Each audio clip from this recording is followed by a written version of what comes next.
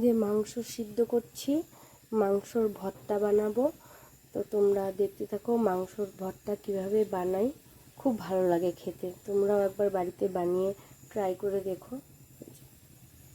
বন্ধুরা, যে মাংস ভর্তা করার জন্য নিয়েছি যে পেঁয়াজ, আদা, শুকনো লঙ্কা, কাঁচা লঙ্কা, আর হচ্ছে রসুন, আর যে মাংসটা আমি হাতে কুচি কুচি করে ছিঁড়েছি, যেরকম করে ভাজতে হবে চলো দেখাচ্ছি।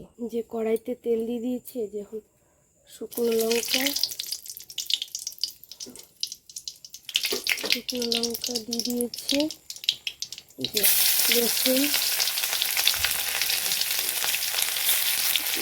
দিয়ে দিয়েছি,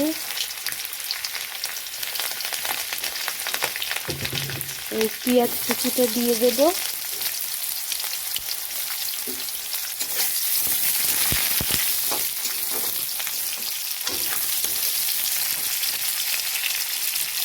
আদা কুচিয়ে দিয়ে দেবো,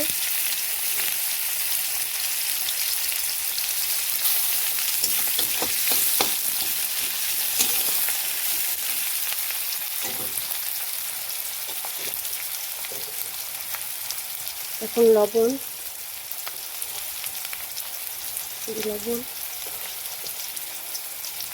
একটু স্বাদ কালার অনুযায়ী হলুদ দিয়ে দেবো,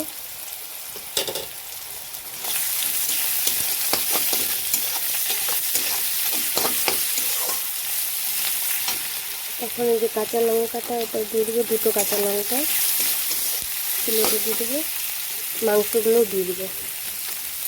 মাংসগুলো এরকম করে কুচি কুচি করে ছিঁড়ে তারপরে দিতে হবে। তারপরে এরকম করে নেড়ে একটু ভালো করে কষিয়ে নেব।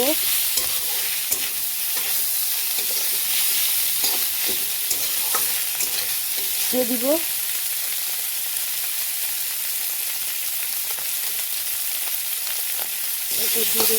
টমেটো থাকলে ভালো হয়, কিন্তু আমার কাছে টমেটো নাই, তাই আমি টমেটো দিচ্ছি না।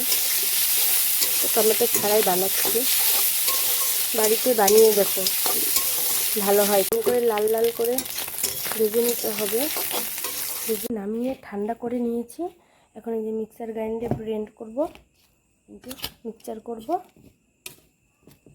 মিক্সচারে দিয়ে দিয়েছি। এখন মেখে নেব মাংস চিকেনটাকে ভালো। যে আমাদের রেডি চিকেন ভর্তা। তোমরা খেয়ে দেখো, বানিয়ে দেখো, খুব টেস্টি লাগে। ওকে, বাই বাই। এই রেসিপিটা যদি তোমাদের ভালো লেগে থাকে তাহলে লাইক কমেন্ট শেয়ার করে দিও।